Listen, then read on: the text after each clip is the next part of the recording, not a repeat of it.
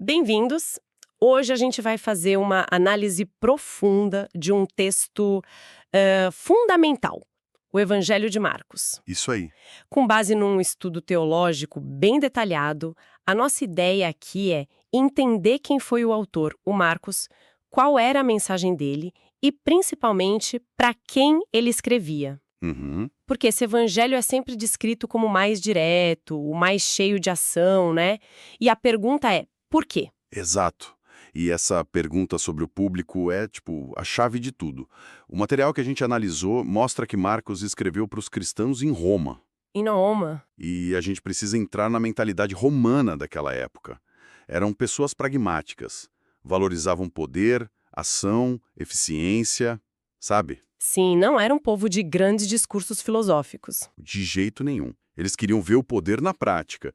E é exatamente isso que Marcos entrega. Um Jesus que é um homem de ação, cuja autoridade é provada pelos feitos, não só pelas palavras. Ok, então o autor moldou a história para sua audiência. Faz todo sentido.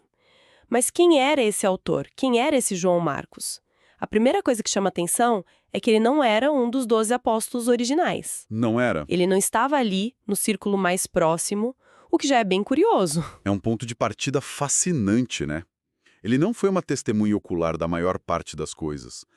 E a história pessoal dele, ela não começa de um jeito muito heróico. Como assim? Pelo contrário, ele se junta a Paulo e Barnabé na primeira viagem missionária, uma coisa super importante, e no meio do caminho ele simplesmente desiste. Desiste?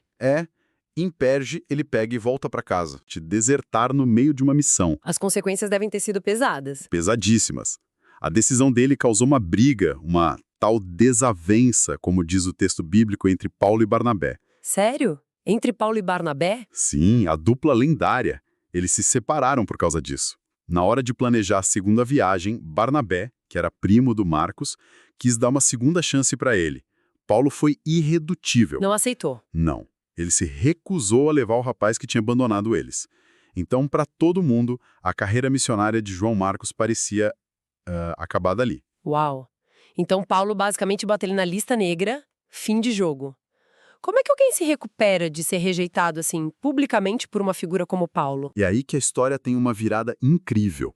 Anos se passam, e a gente tem uma carta de Paulo escrita já no fim da vida, de uma prisão em Roma, Sei. e no meio das últimas instruções dele para Timóteo, ele diz: traga Marcos com você, pois ele me é útil para o ministério. Não acredito. O mesmo Paulo. O mesmo Paulo. É uma reviravolta completa. O desertor, o cara que causou a briga, agora é chamado de útil, indispensável até. É um arco de redenção pessoal, assim, impressionante. Isso muda tudo. O autor não é alguém que sempre acertou. É alguém que falhou e falhou feio, mas foi restaurado. Talvez isso tenha dado ele uma perspectiva diferente. Mas a pergunta continua. Se ele não viu os eventos, de onde veio a informação para escrever um evangelho tão vivo? E aqui a gente chega no coração da credibilidade de Marcos. A tradição da igreja primitiva, registrada por historiadores como Eusébio, Irineu, é unânime em um ponto. Marcos se tornou o intérprete do apóstolo Pedro. O intérprete de Pedro. Exato. Em Roma, Marcos ouvia as pregações de Pedro de novo e de novo. Ele anotava tudo, organizava as histórias que Pedro contava sobre o tempo dele com Jesus. Então o evangelho de Marcos é, na verdade, o evangelho de Pedro? A gente está lendo as memórias de uma testemunha ocular, o pescador, mas pela caneta do assistente dele. Precisamente. E isso explica tanta coisa no texto, sabe? Explica o estilo direto, quase sem fôlego. A palavra grega para imediatamente, eltos, aparece mais de 40 vezes. 40? É muita coisa. É como ouvir alguém contando uma história. E imediatamente eles foram. E logo em seguida Jesus fez aquilo. Explica também a influência do aramaico, a língua de Pedro, que aparece no grego de Marcos. É um texto sem feitos, focado nos feitos. Perfeito para os romanos. Um homem de ação, Pedro, registrado por outro homem de ação, Marcos, para um povo de ação. Exato. A combinação perfeita. Certo, o cenário está montado.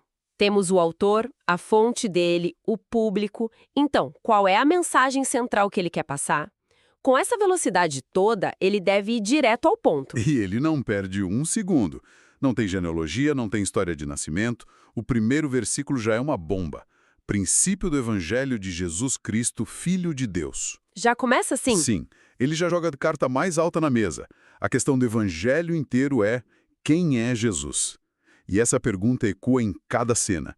Quem é este homem? E é interessante como as respostas vêm de lugares inesperados. Não são os seguidores que entendem primeiro, né? De jeito nenhum. As primeiras criaturas que reconhecem a identidade de Jesus são, ironicamente, os demônios. É verdade. Eles gritam: "Eu sei quem tu és, o Santo de Deus." Ou: "Tu és o Filho de Deus." Eles não têm dúvida nenhuma. Enquanto isso, os discípulos estão confusos. Totalmente perdidos. Depois que Jesus acalma a tempestade, eles ficam apavorados e perguntam uns para os outros: "Quem é este que até o vento e o mar lhe obedecem?" A pergunta fica ali, pairando no ar. E o clímax dessa revelação, a confirmação final, vem do lugar mais improvável. Especialmente pensando no público romano. Exatamente.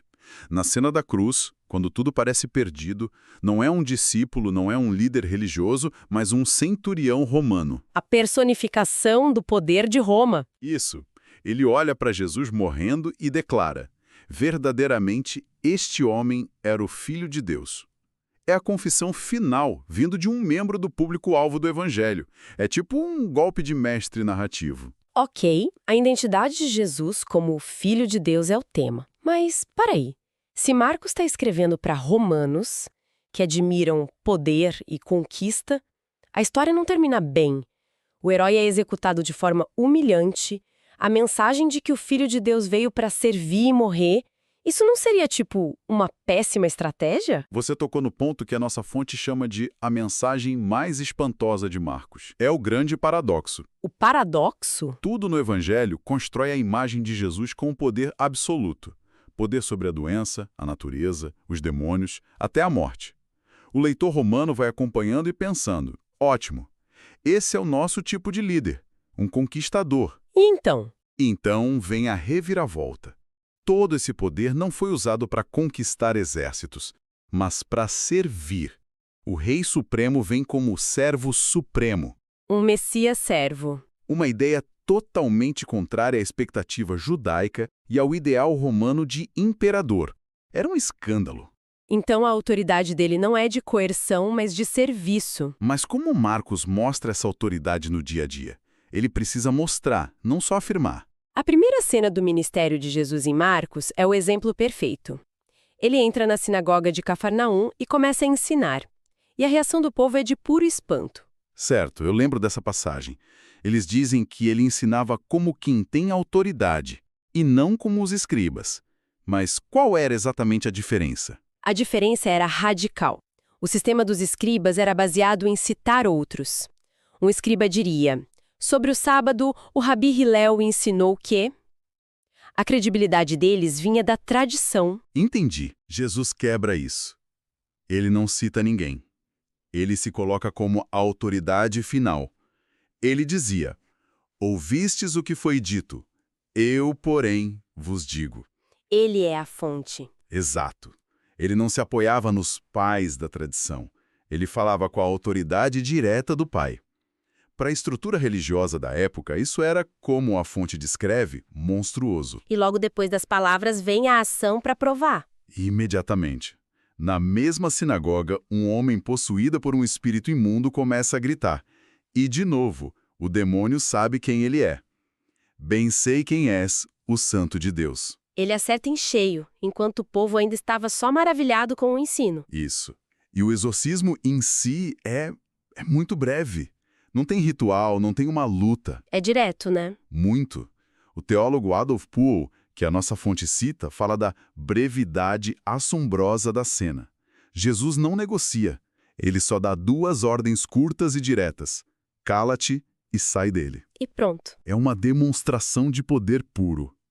E tem outro detalhe importante. Jesus manda o demônio se calar. Ele não aceita o testemunho, mesmo sendo verdade. A autoridade dele não precisa da validação de uma fonte corrupta. Entendi. O poder dele se valida por si só. Então Jesus está demonstrando esse poder todo, curando, expulsando demônios. Ele vira uma celebridade, as multidões o seguem. O passo lógico seria capitalizar isso, né? Construir um movimento. Seria o que qualquer estrategista moderno diria. Invista nos milagres, eles estão dando resultado. Mas é aí que Marcos mostra que as prioridades de Jesus eram diferentes. Como assim? Depois de um dia exaustivo de curas, com a cidade inteira na porta, o que ele faz? Ele acorda de madrugada e vai para um lugar deserto orar. Sozinho? Sozinho. E quando os discípulos o encontram, eles estão desesperados. Todos estão te procurando. A festa tá bombando. E o convidado de honra sumiu. E a resposta de Jesus deve ter sido um balde de água fria. Completamente. Ele não diz, ótimo, vamos voltar. Ele diz, vamos a outros lugares, para que eu pregue também ali, pois foi para isso que eu vim. Ah! É um momento chave. Ele declara que a missão principal é a pregação. Os milagres validavam a mensagem, mas não eram o objetivo final. A intimidade com o Pai na oração vinha antes do sucesso com as multidões. O exemplo perfeito disso talvez seja a história do paralítico que desce pelo telhado. Sim, que história. A fé daqueles amigos é incrível. Mas a primeira coisa que Jesus faz quando vê o homem não é o que todo mundo esperava. Ninguém esperava. Todos queriam a cura física. Mas Jesus olha para ele e diz, filho, os teus pecados estão perdoados. Ele vai direto na necessidade espiritual. Na mais profunda, antes de resolver o problema físico óbvio. E essa declaração, claro, causa um escândalo imediato. Os líderes religiosos que estavam lá piraram. Totalmente. Eles pensam, ele está blasfemando. Quem pode perdoar pecados senão Deus?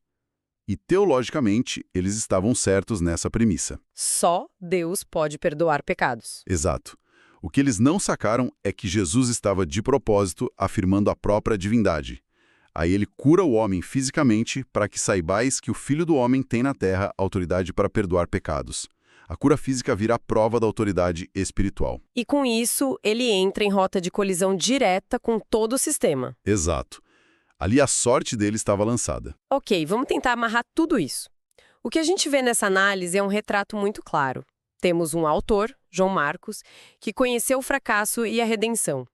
Ele escreve o testemunho de Pedro sob medida para uma audiência romana que valoriza a ação.